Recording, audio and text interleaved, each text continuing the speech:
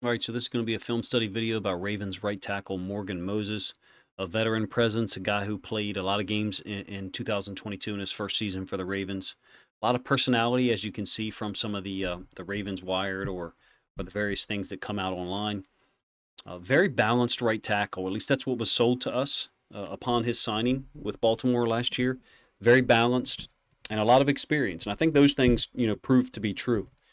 I do have some films. I'm going to separate the film study into 5 sections, to be honest with you. Hopefully this one's 15, 18 minutes. Shout out to Godspeed on Twitter. He's the one who really came at me, I think, on YouTube and messaged me on Twitter to ask for a film study on Morgan Moses. So this is the best that I can do, and certainly balance it out with what other people have judged or evaluated in terms of Morgan Moses and how he played in 2022. I think he's got a unique ability to be able to play equally well in a zone or a gap or pull scheme. I think one of the elements of the pull scheme, the counter scheme the Ravens ran last year, was his best trait, I thought, along with being really balanced and that personality that was shown last year before the regular season even started. I didn't realize how agile and hostile he could be though when he's on the move, either stretch plays to his side or counter plays or pin pull stretch plays away from him, whatever you want to call them. He's really hostile at the point of attack, and he really gets into it. A couple of things that I guess could be construed as negatives, even though the second one I think is was mostly positive. So first, Week 7 against the Browns at home, I thought he played very poor. In fact, so poor that I suspected he was injured or suffering from something that would adversely affect his play, such as an injury. And the second thing is his play versus T.J. Watt. And I'll show significant film here in a little bit from the 2 games the Ravens played, and he played, I think, most of the game in both of those situations, Week 11 and I think Week 17, if I had my weeks right for the first one. 6 out of the 8 quarters, or 5 out of the 7 that he played, I guess, played quite well. I thought he played spectacular in the first game against the Steelers, really held T.J. Watt down. And then in the return game, the Ravens had the lead in the third quarter, ball's near midfield, and T.J. Watt kind of turns up the volume and gets a huge sack to set the Ravens back when they were going down to potentially go up by 10 with their defense holding a 10-point lead in the fourth quarter. Probably a pretty good chance they win that game. And T.J. Watt took over. He had a sack, a quarterback hit, 2 tackles for loss, I think, in the fourth quarter. I thought that final quarter there, T.J. Watt basically came back from being down, like 8 rounds to 3 or something like that, and scored a TKO in the fourth quarter there against Morgan Moses. If we were to make like a boxing analogy and or something like that, but otherwise, I thought he did a great job against T.J. Watt, who's just a guy you can't hold down for long. So let's get into the film. Going to separate this into 5 sections or types of plays. First section is going to be stretch plays. So stretch plays outside zone, and he proved to be extremely effective on stretch concepts to his side, like this one against the Bengals in the playoffs, or away from him. His size, his arm length, and his somewhat surprising agility, like I said, give the Ravens options, not just on which side to run it to, but on whether to run like a classic scoop like you just saw, or a pin pull technique where, like you see here, Kevin Zeitler blocks back on the D tackle and then Morgan Moses pulls around. It essentially ends up being the same concept, outside zone stretch, but he was able to cut off the backside inside linebacker a little bit better with that pin pull. You'll see an example of each of those, as we get here. This is, again, the same plays you're going to run through. I've been doing that a lot more lately, so, let me know if you like that element of the breakdowns or not. This is your classic, scoop. So Zeitler is, lined up inside of the D tackle. This is going to go to our left on screen. The Ravens' offense is left, and Moses is going to try to scoop this guy, meaning this D tackle. Well, this D tackle's got, a head start on him per se in terms of the helmet being closer to the point of attack, which again is over here to the left. This is a play where DJ Reader basically gets great lateral movement on Tyler Linderbaum. Zeitler can't really take over and get any expansion, and DJ Reader pushes Tyler Linderbaum, back into the path of the running back. Pretty solid play versus from Morgan Moses. Then here's the pin pull. Pin pull is Zeitler blocking back on the D tackle, just to create a better angle. And I think Moses is good at both of them, to be honest with you. He's good on the front side, really good on the front side, I thought, in that Tampa Bay game, where I thought the Ravens strategically threw the ball a lot in the first half to let the D-line for the Bucs, which was thin, kind of get after the quarterback, and then take advantage of them in the second half, just basically run the ball down there through it. I thought Morgan Moses was a big part of that. Tyler Linderbaum had a great game that game too, don't get me wrong, against the Bucs, but I thought Morgan Moses was a big part of some of those run concepts to his side or away. Hopefully you're seeing some of the impact he had on stretch or outside zone concepts. Going to move on to counter schemes, somewhat similar to pin pull away from him, so you'll see some similarity here. Moses is going to be pulling from the right side, from his right tackle position to the point of attack on the offense's left. Didn't think he really got there on that one, but he was surprisingly effective on these concepts in 2022. Not that I didn't think he'd be effective, I just didn't think he'd be as unbelievable at it as he was. Basically like a fullback. Gets out there ahead of the running back on these pistol counter plays. Great timing with the down blocks on the front side. Really loops around and then seals on guys that are trying to wrong arm. You know, whether it's the counter windback scheme, which is a called give, a design play to just give it to the running back, or the counter option where the quarterback reads it, same play for Moses for the most part. He's pulling and then essentially leading like a fullback. I thought he was particularly effective and disciplined on this concept. I really thought it was the best example of his skills and his attributes and what he brings to the table. Once he gets moving on that track, he's a load. And I hope this concept, be it the windback or the counter option, the read by the quarterback, Lamar, I hope it's retained in some manner in 2023 because it was tremendously effective. You guys let me know what you think of it. Somewhat similar, like I said, to the pin pull, but you can see there's another guy pulling. In most cases, it's Ricard, or sometimes the right guard Zeitler is pulling along with him. Sometimes they'll block back. In this case, it's going to be Linderbaum pulling and kicking out, along with Ricard kicking out, and then Moses pulling and leading the way for the running back, whether it's J.K., whether it's Drake, whether it's Gus Edwards on the way through. I thought that was his best technique. I thought that was his best skill that we saw in 2022. Now, on the other side of that coin, you got the front side of a gap scheme. Generally all down blocks. With his size, strength, and his quick first step, he's usually pretty good at that too, to be honest with you. I have less examples of it here, really only 3. You do see a pancake there, but helped out by Josh Oliver. It was really a combo block. You will, however, see B.J. Hill here get free. B.J. Hill from the Bengals gets free on a down block that Moses doesn't sustain. Now, I believe Moses thinks Hill is pinching, so he's trying to get his head across in front to not allow him to get through the gap. Just works his head across a little bit too much, and then Hill is able to swim him and basically, not allow Morgan Moses to wash him down. I think it's I think I've seen that 3 times, maybe 4 during the course of the season, where a down block, a one-on-one down block by Moses wasn't sustained. Whether the guy was going to be two-gapping or penetrating. I think on that particular play, he's believing that B.J. Hill is going to try to shoot the gap and get inside here. So he's trying to get his head to our right-hand side on the screen, to his left side, meaning Moses' left side. I think that's what he's trying to do after the initial contact here.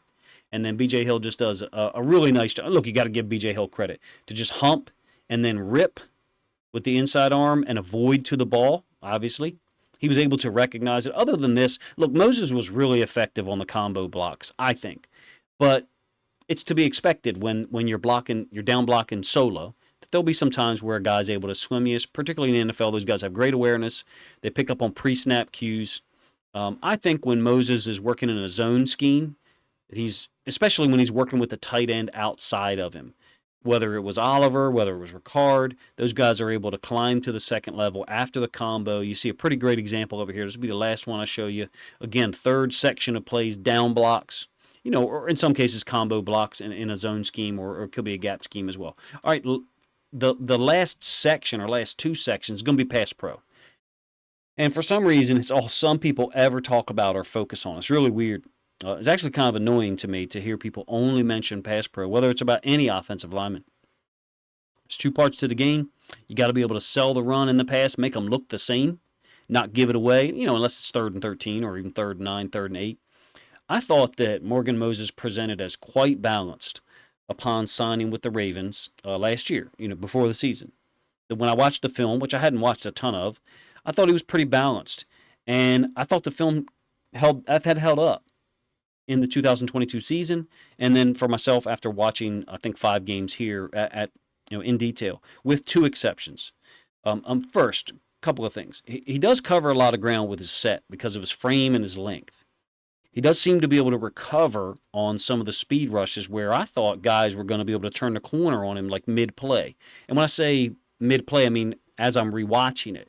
I thought the guy was going to, I don't mean live because it's difficult for me to gather that live unless I'm looking there pre snap or when the ball was snapped.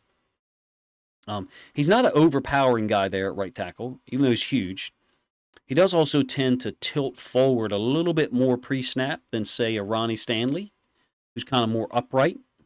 That might be to get him a little bit more momentum in his kick. I'm not sure. It might be to try to sell the run, but when you see some of the plays, I think you'll see that his shoulders are tilted a little bit more forward than Ronnie Stanley's pre-snap. Now, the one element it does seem like he has issues with is what I would call a second engagement or redirect, meaning him and a defensive player have made contact, and there's been some type of exchange of hands or attempt by the defensive player to dislodge him.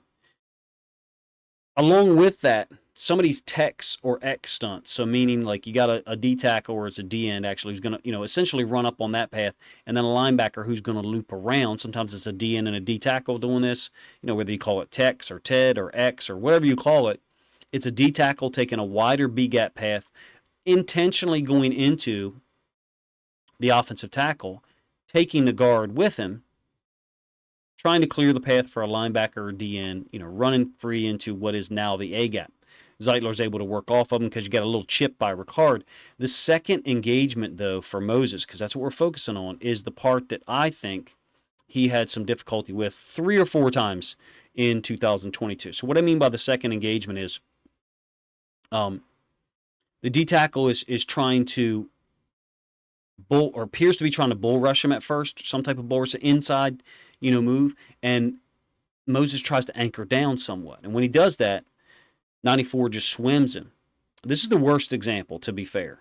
There's another 3 or 4 that are not nearly this disruptive, that don't paint Morgan Moses in anywhere near this bad a light. Again, I think he had a pretty damn good season. Unfortunately, this is what many people remember is this play, him forcing a fumble, instead of, the fact that Morgan Moses probably graded out very high in, I would say, 10 to 12 football games last year, with another 3 or 4 that, maybe weren't his best game. And then the Week 7 game against the Browns, I think, was by far his worst. I think he held up pretty well against a wide variety of DNs and outside linebackers. I'm talking about pass pro specifically, but even in the run. He didn't struggle with the speed rush nearly as much as some people make it out, to be honest with you. Now, having said that, the film against the Steelers is very interesting, and I think can be used as a little bit of a barometer for where the Ravens are trying to go in 2023, or a roadmap, I guess. So, 2 games against the Steelers, specifically against T.J. Watt, were interesting. And I think a microcosm of those 2 matchups. If you recall, the Ravens go to Pittsburgh, I think Week 11. Maybe I got my weeks wrong. And they win the game, pretty dominant rushing attack without Lamar. I thought he played really well. And this is going to be all pass pro clips, by the way, here. I did think that Morgan Moses played quite well in some counter schemes in both of those games. But for the Ravens or their fans to ever talk about sweeping the Steelers, and now the Ravens have lost 5 of 6 in this matchup, if memory serves. The Ravens have to score more points, period. And to do that, that means they somehow got to handle T.J. Watt. Watt has absolutely tormented the Ravens statistically. And on the surface, he did have 2 sacks again in 2022. But I don't think Watt was completely healthy in the first matchup. I'll be honest with you. Was he 80%, 85, 90? I'm not sure. Moses, I can do this, though. I can say this. Moses did an excellent job getting hands on him in that first matchup. Now, Watt does beat him on an inside move, which I think I show you in this clip. Again, this is plays from both matchups. I thought Moses did a great job in the first matchup. And the Ravens needed it. Huntley was in there, and then I think Anthony Brown came in later in the game when Huntley got hurt. Moses, to me, does a nice job getting hands on Watt, kind of forcing him to kind of drawing out his move early. This inside move, Watt beats him on, however, obviously, along with pressure from Highsmith on the opposite side. Now, when we get to the film of the Week 17 matchup, this is a game the Ravens led 13-6 late in the third quarter. And then the Ravens offense does this. 3 plays, punt. 3 plays, punt. 3 plays, punt. And then finally an interception to end the game. During those 4 series, Watt was at his best. Like I said, it reminded me of a boxing match where the boxer, in this case Moses, is ahead, maybe 8-3 going into the 12th, something like that. Maybe 7-4 in terms of rounds. And then the puncher, Watt, lands his shot and finishes him in the final round. That's what it looked like to me. And I'm a big Morgan Moses fan. There's a key sack here on a 2nd and 8 near midfield. Huge play. Huge play. It's the worst rep that Moses had against him in 2022. I think it's this one right here, but I could be wrong. It's a 2nd and 8 from the -49. So the -49 is the Ravens side of the 50. The positive 49 would be about right there. Ravens are up 13-6. 2nd and 8. You had a 22-yard run by J.K. Dobbins to start this drive, to get the ball near midfield. A 2-yard gain on something. I think it was a run by Kenyon Drake. Not sure. And then this play. This was a huge play.